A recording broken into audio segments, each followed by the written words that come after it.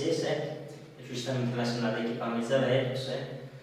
E aí a gente viu que, no caso do incêndio da classe C, a gente não pode usar extintor de água, justamente porque ele é condutor de eletricidade.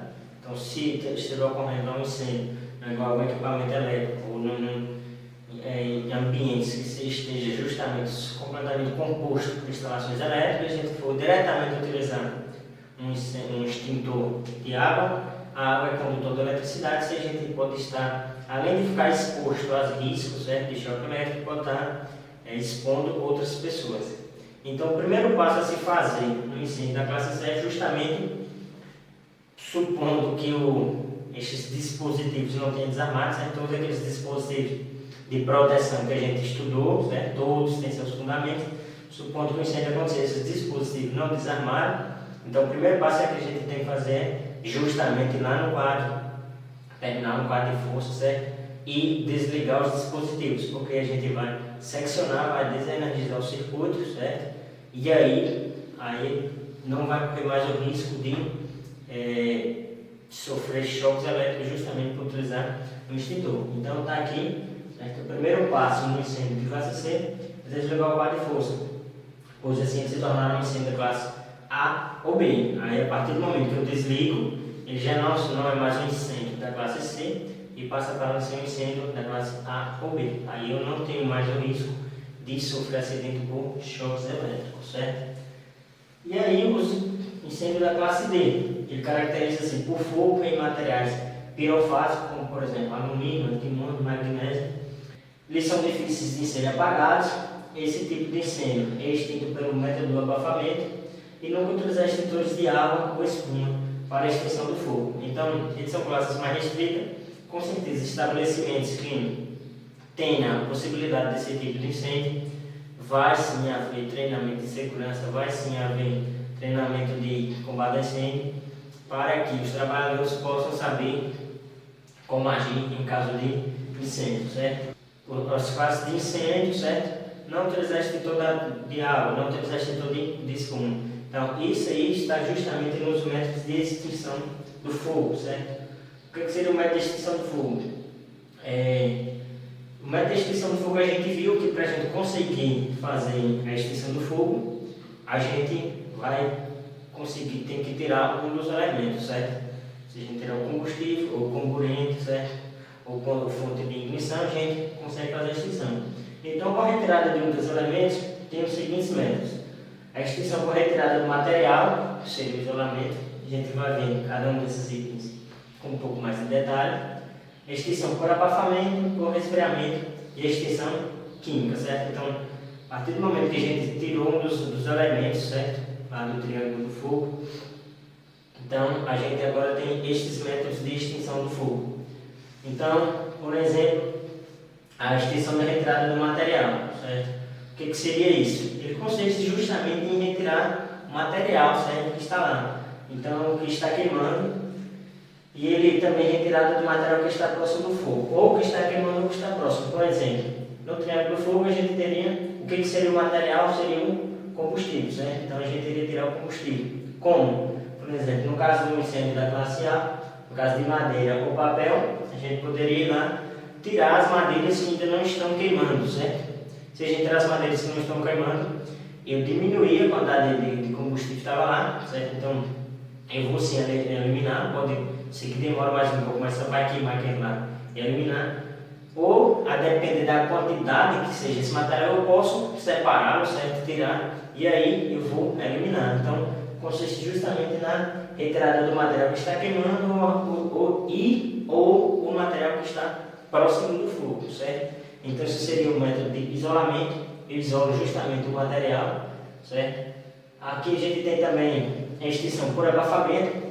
A extinção por abafamento ou retirada do comburente consiste na diminuição ou impedimento do contato de oxigênio com o combustível. Eu citei esse exemplo já, certo? Que seria o caso do exemplo de uma vela. Se a gente tivesse uma vela queimando e eu colocasse ela dentro de algum estabelecimento e tampasse, vai fazer o abafamento. E quando a gente faz o abafamento, o que é que a gente tira? O comburente, a gente tira o oxigênio. Então seria um método de extinção por abafamento, certo? E aí tem o método de extinção por resfriamento. que a restrição da retirada do calor ou resfriamento consiste na diminuição da temperatura e eliminação do calor, até que o combustível não gere mais gases ou vapores e se apague. Bom, esse aqui também é bastante comum no nosso dia a dia, certo? Do resfriamento, o que é que a gente tira? Do calor, certo? Então, o que é que a gente faz? Vai lá, tá lá os materiais lá, por exemplo, de classe A, tá lá a madeira, o papel, quem manda a gente vai resfriar, jogar água, certo? Então, seria uma extinção por resfriamento, certo? Aí a gente tem também a extinção química, que ela ocorre quando interrompemos a reação em cadeia, certo? Então, no caso da extinção química, a gente utiliza a reação em cadeia para interromper a reação em cadeia. Por quê? O que é que acontece quando o sistema ele se torna, digamos, que a gente já conversou, certo? Quando a gente tem no tetraedro do fogo, a gente tem um quarto elemento que é justamente que faz com que ele se torne, que tenha a reação em cadeia e se torne autoalimentável, certo? Então, o que é que acontece lá? O combustível, sob a ação do calor, gera gases ou vapores que, ao se combinarem com o componente, formam uma mistura inflamável. E isso continua. Então, a gente utiliza a extinção química justamente para que, quando lançarmos determinados agentes extintores ao fogo, suas moléculas se dissociem pela ação do calor e se combinem com a mistura inflamável, gás ou vapor mais componente, formando uma mistura não mais inflamável. Ou seja, eu utilizo agentes químicos para fazer com que aquela mistura toda química ela estava acontecendo, certo? Que estava acontecendo, se transformando num agente inflamável. Agora eu utilizo o agente químico para que, digamos, modifique essa estrutura, modifique essa mistura e a gente agora não tenha mais agente inflamável, certo? Então é para isso que a gente utiliza a extinção química. E aí, só que essas extinções, esses métodos de extinções, a gente tem o dispositivo que a gente utiliza nesses métodos de extinção com esses determinados materiais, certo? Para a classe A, para a classe B, para a classe C, tem os métodos, certo? Abafamento, tem os métodos químicos, ou com água, ou com extintor de espuma. Então, onde é que esse material fica? Eles ficam nos extintores, certo? Então, extintores de incêndio, o que são eles? Eles destinam-se ao combate imediato e rápido de pequenos focos de incêndio. Não devem ser considerados como substitutos ao sistema de extinção mais complexo, mas sim como equipamentos adicionais. Então, por que a gente tem que ter extintores de incêndio no estabelecimento? Justamente porque ele vai se for um foco pequeno de incêndio, ele vai resolver. Se for um foco maior, ele só vai amenizar até que métodos, sistema mais complexo, sejam disponíveis. Por exemplo, se tiver sistema com mangueira, com água, tudo no estabelecimento projetado para esta finalidade, utilize, ou até que se chame o corpo de bombeiros, certo? Então, dentre eles a gente tem algumas recomendações, certo? Instalar o extintor em local visível e sinalizado. O extintor não deverá ser instalado em escada, portas e rotas de fuga. Mais uma vez, só estou citando isso aqui, certo, para vocês, porque quem for fazer o projeto de combate ao incêndio, com certeza ele vai saber dessas recomendações, certo? Mas aqui é justamente só mais uma vez, só para vocês terem noção também, por que o extintor está em determinado local, por que determinado tipo de extintor está nesse local, naquele, certo? Para vocês terem mais noção. Então, está aí as recomendações. O extintor não pode ser instalado em escadas, portas e rotas de fuga. Os locais onde estão instalados os extintores não devem ser obstruídos. O extintor deverá ser instalado na parede ou colocado em suporte de piso. Todas as recomendações eu acho que são bastante claras, porque são coisas que são visíveis no nosso dia a dia, estão presentes no nosso dia a dia, certo? E aí o lacre não poderá ser rompido, com certeza, todos os extintores que a gente vê no estabelecimento, os lacres não estão rompidos, porque quando se romper o lacre vai ser justamente para que seja feita a utilização. O manômetro do extintor de água pressurizada, o de pó químico, deverá indicar a carga. Então deverá indicar a carga, quando foi feito, quando é a nova recarga e tudo mais, certo?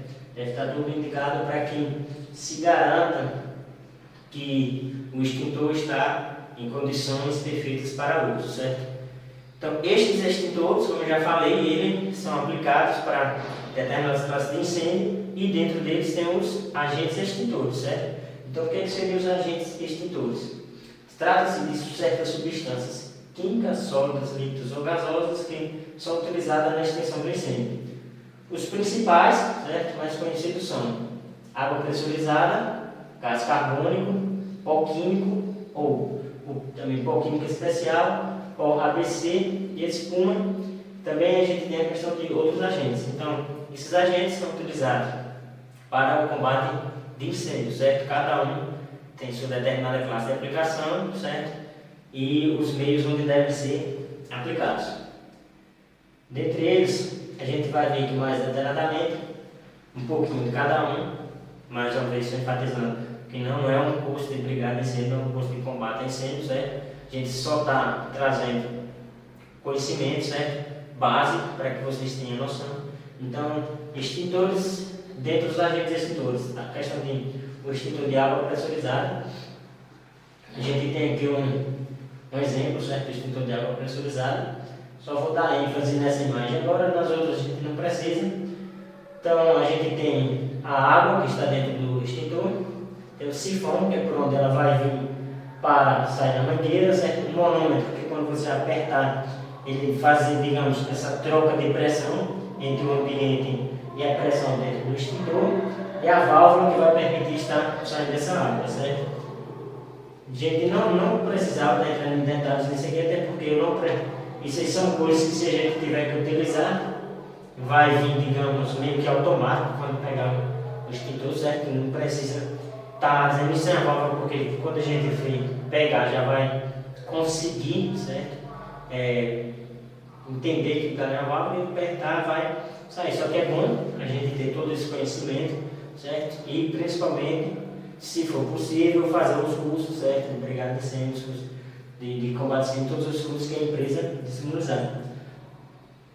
Ele é um agente extintor indicado para incêndio da classe A, papel, madeira, tecido, borracha e fibras. Então a gente viu os incêndios da classe A, papel, madeira, borracha, fibras e tudo mais.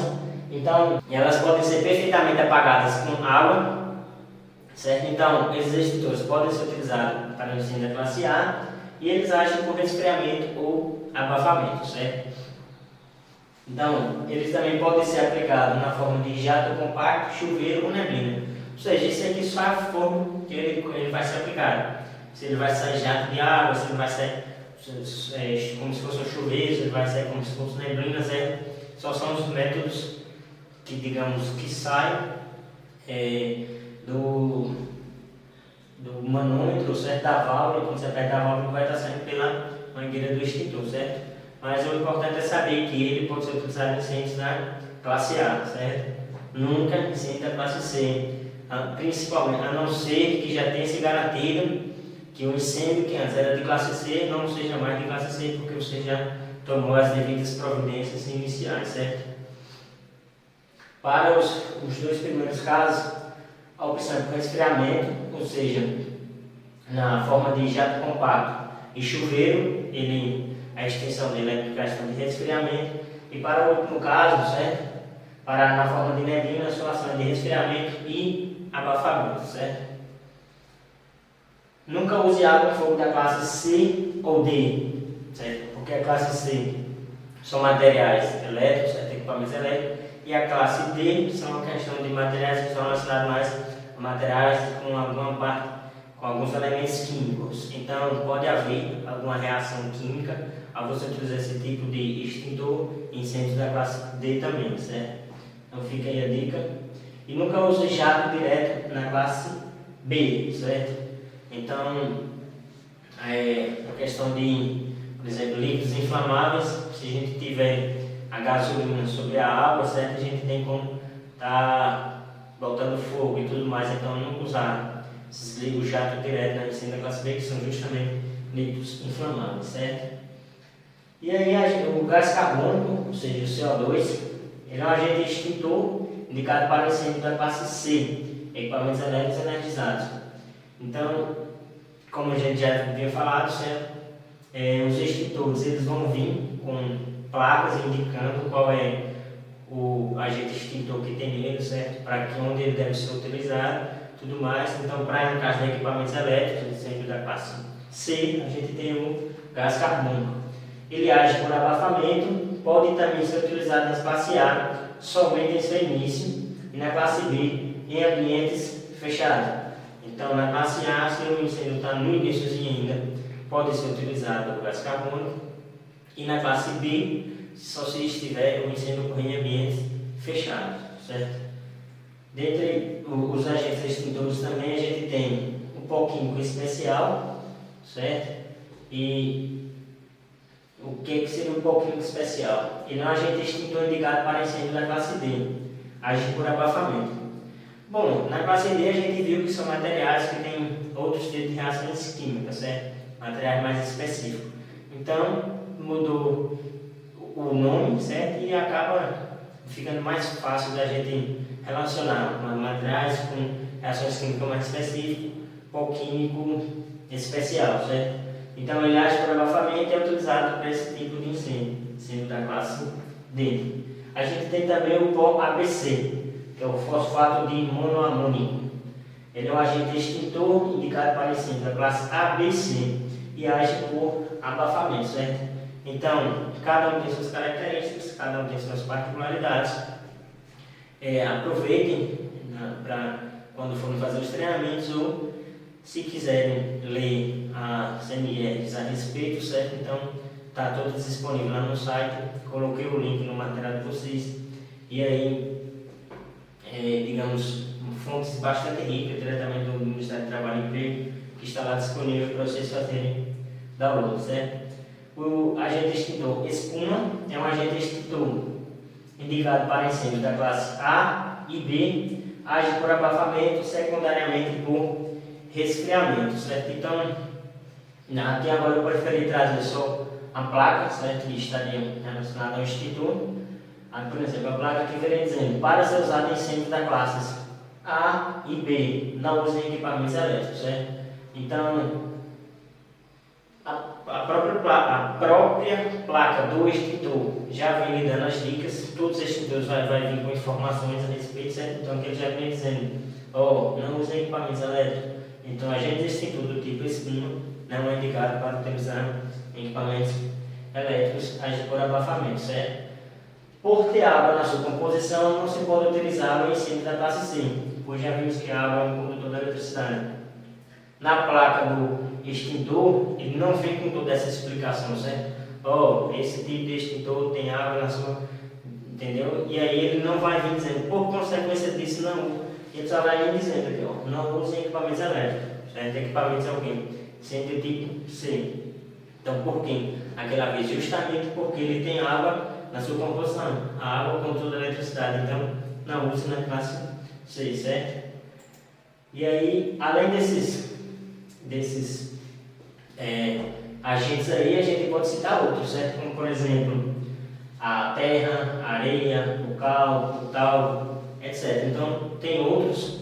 Se a gente tiver aqui um incêndio pequeno na classe A, como, por exemplo, madeira ou papel queimado, e a gente tiver terra e jogar, ele vai sim funcionar para fazer o abafamento e vai parar, certo? A areia e tudo mais. Só que isso vai depender da classe do incêndio, da dimensão que vai estar sendo que já vai ter esse incêndio, certo?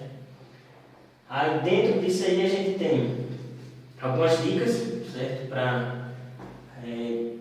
prevenção de incêndio.